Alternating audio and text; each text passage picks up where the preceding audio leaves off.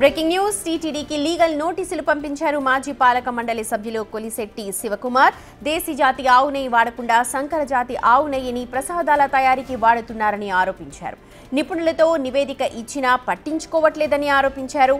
ప్రక్షాళన చేస్తానని చెప్పిన మాటలను సీఎం చంద్రబాబు నిలబెట్టుకోవాలంటున్నారు. బీఆర్ నాయుడును తప్పించాలని డిమాండ్ చేశారు. కల్తీ నెయ్యి అంశాన్ని సుప్రీంకోర్టు దృష్టికి తీసుకువెళ్తామన్నారు.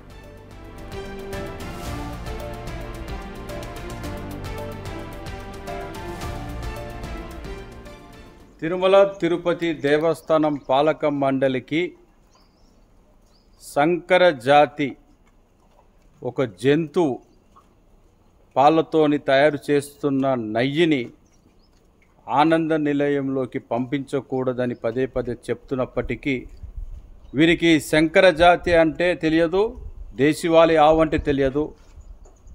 అలాంటి వ్యత్యాసం తెలియని ఈ పాలక మండలి అధ్యక్షుడు బీఆర్ నాయుడు గారిని వెంటనే తిరుమల తిరుపతి దేవస్థానం పాలక మండలి నుంచి తప్పించాలని, చంద్రబాబు నాయుడు గారు ప్రక్షాళన చేస్తానన్నటువంటి మాట నిలబెట్టుకోవాలి.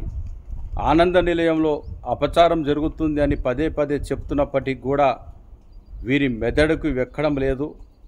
అవసరం అయినటువంటి అంశాలపైన వీరి ఒక ఆలోచన లేదు.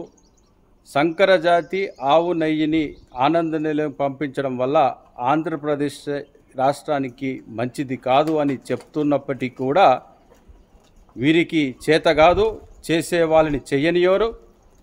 వెంకటేశ్వర స్వామికి ఇంత అపచారం జరుగుతున్నప్పటికీ కూడా ఎవ్వరు కూడా నోరు మెదపడం లేదు.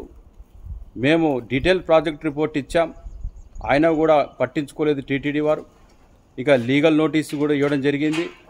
త్వరలో సుప్రీంకోర్టులో బిల్ కూడా ఫైల్ చేస్తున్నాం. రైట్, మా ప్రతినిధి దామోదర్ ఉన్నారు, మరిన్ని అప్డేట్స్ మనకు అందిస్తారు. దామోదర్, లీగల్ నోటీసులు ఇష్యూ చేస్తామంటున్నారు, అలాగే దీనికి సంబంధించి ఆల్రెడీ ఒక కేసు నడుస్తోంది, ఎంతవరకు చెల్లుబాటే అవకాశం ఉంది, ఏం చెప్తున్నారు? సుమతి, ఏదైతే దేశవాళీ ఆవులు అంటే నాటి మన దేశంలో ఉత్పత్తి పుట్టిన ఆవుల నెయ్యిని మాత్రమే వాడాలి, హైబ్రిడ్ కానీ సంకర జాతి జెర్సీ ఆవుల నెయ్యిని ప్రసాదంలో కానీ అదేవిధంగా అన్నదానం ఏదైతే లడ్డు తయారీలో ఉపయోగించుకోకూడదు అనేది శివకుమార్ వాదన. అయితే రోజుకు 15,000 నుంచి 20,000 కిలోల నెయ్యి స్వామివారి ప్రసాదాల తయారీ లడ్డు తయారీకి అవసరం అవుతుంది. ఇంత నెయ్యి దేశీ ఆవుల నుంచి ఉత్పత్తి అవడం కష్టమని భావించింది టీటీడీ. అంతేకాకుండా గతంలో ఏదైతే స్వామివారి అన్న ప్రసాదాలు స్వామివారికి నైవేద్యాల సమర్పణకు సాంప్రదాయ వ్యవసాయం ద్వారా పండించిన ఉత్పత్తులను మాత్రమే పెడుతున్నామంటూ చెప్పి చాలా మంది కేవలం కొంతమంది భక్తులకు మాత్రమే ప్రసాదాలను పంపిణీ చేసే పరిస్థితి గతంలో ఉండేది. అయితే వివిఐపీలకు మాత్రమే ప్రోటోకాల్ దర్శనాలకు మాత్రమే వచ్చే వారికి పంపిణీ చేసే ఈ పరిస్థితిని గమనించిన రాష్ట్ర ప్రభుత్వం కానీ టీటీడీ పాలక మండలి కానీ పూర్తి స్థాయిలో ప్రతి ఒక్కరూ ఏదైతే స్వామివారి దర్శనానికి వచ్చిన వారందరికీ ఏదైతే స్వామివారి ప్రసాదం పోర్టులో తయారైన ప్రసాదాన్ని పంపిణీ చేయడం తీసుకుంది. కానీ ఏదైతే దేశవాళీ ఆవులకు సంబంధించిన నెయ్యిని మాత్రము ఆనంద నిలయంలో కానీ లడ్డు ప్రసాదంలో కానీ వాడాలంటూ శివకుమార్ డిమాండ్ చేస్తున్న పరిస్థితి ఇది. అయితే కాదు, చాలా ఎక్కువ మొత్తంలో దేశవాళీ నెయ్యి ఉత్పత్తి జరగడం లేదు, దీంతో పాటు అది చాలా కష్టమని కూడా టీటీడీ భావించింది. దీనికి సంబంధించి ఏదైతే ప్రస్తుతం నందిని డైరీకి సంబంధించిన నెయ్యిని ఎక్కువగా వాడుతున్న ఈ పరిస్థితుల్లో గతంలో ఏదైతే శివకుమార్ టీటీడీ పాలక మండలి సభ్యుడిగా ఉన్నప్పుడు దేశవాళీ ఆవులు అంటూ దేశవాళీ ఆవుల యొక్క గోమాత పరిరక్షణ అంటూ పెద్ద ఎత్తున టీటీడీ నిధులను ఖర్చు పెట్టారంటూ కూడా విమర్శలు ఉన్నాయి. ఈ నేపథ్యంలో అతను అప్పట్లోనే ఒక డీటెయిల్ ప్రాజెక్ట్ రిపోర్ట్ ఇచ్చాడు. మొత్తం దేశవాళీ ఆవులకు సంబంధించిన నెయ్యినే వాడాలి, సాంప్రదాయ వ్యవసాయ ఉత్పత్తులే వాడాలంటూ పెద్ద ఎత్తున